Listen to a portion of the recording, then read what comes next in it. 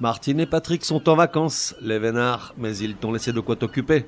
Quand on était tout petit, on appelait ça des devoirs de vacances, tu adorais ça. Cet été, on fait des fautes mais on se soigne, rediffuse des comprimés que t'aurais pas bien compris, pour réviser avachi sur tes serviettes pchit citron, pour que ça rentre. Allez, bonnes vacances à toi aussi, rentrée des classes dans quelques semaines. Comprimé numéro 18, le sens strict des expressions sur le temps qui passe, tu connaîtras. Alors, imagine, tu tombes sur Patrick, que tu n'as pas vu depuis 20 ans, du reste ça t'arrangeait bien. Tu peux être certain que 5 minutes après, vous en êtes à parler de la météo. T'as vu ce temps de ouf qu'on a depuis 2 mois? M'en parle pas, c'était pas comme ça jadis. T'as raison, naguère, on avait de vrais hivers. Alors, parlons-en de ces temps reculés, car si question météo, on est fortiche. En revanche, dès lors qu'on se réfère au sens strict des expressions qui marquent le temps qui passe, on est souvent dans les choux, surtout Patrick. Prenons le cas de jadis et naguère, 2 expressions qui, avec le temps justement, ont vu leurs différences pratiquement estompées et sont souvent employées à tort et à travers.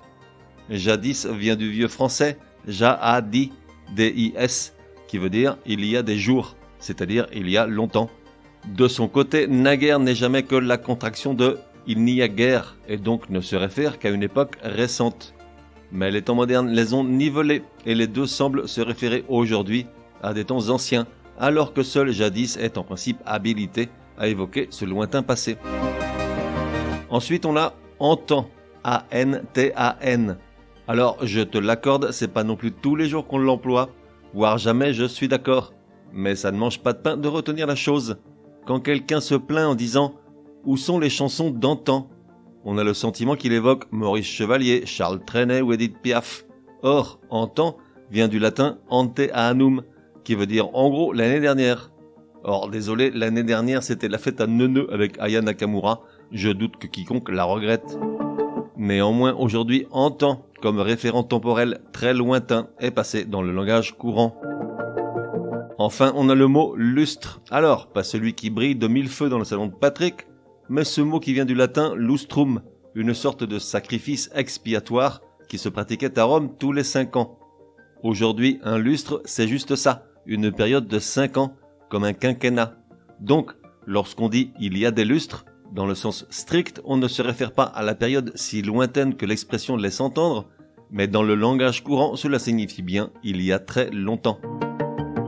Dans le même ordre d'idées, on a l'expression « belle lurette ». Il y a belle lurette, qui évoque également un passé assez lointain. Or, le terme lurette n'existe pas, ou alors juste dans cette expression. Il n'est jamais qu'une déformation du mot « heurette », soit une petite heure dans certaines régions françaises, comme la Bourgogne au XIXe siècle. Donc, au sens strict, « il y a belle lurette » ne se réfère qu'à quelques heures auparavant, mais dans le langage courant, elle évoque un passé lointain. Résumé du comprimé numéro 18.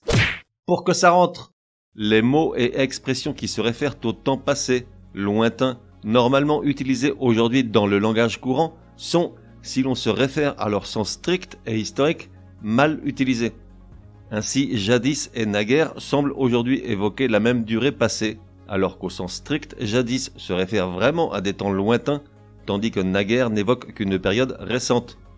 De son côté, antan, par exemple dans l'expression « que sont devenus nos loisirs d'antan » parle de temps révolu, alors qu'au sens strict, antan parle de l'année précédente.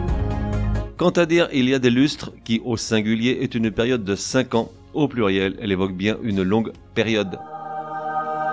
On fait des fautes mais on se soigne, te donne rendez-vous demain pour un nouveau comprimé super fastoche. N'oublie pas de t'abonner au podcast pour ne laisser passer aucun comprimé. Et si tu es de bonne humeur, merci de laisser un chouette commentaire, certaines applis de podcast le permettent.